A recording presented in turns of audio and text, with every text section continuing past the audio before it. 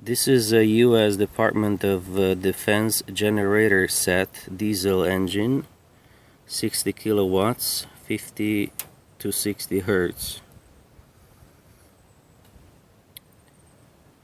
This is the unit kilowatt capacity, and this is how the unit looks like.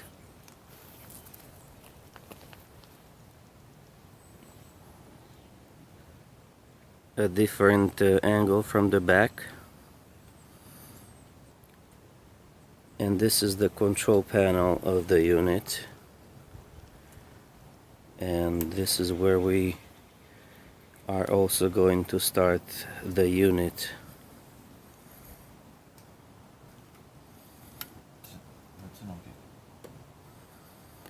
The unit is going to start. It has not been started.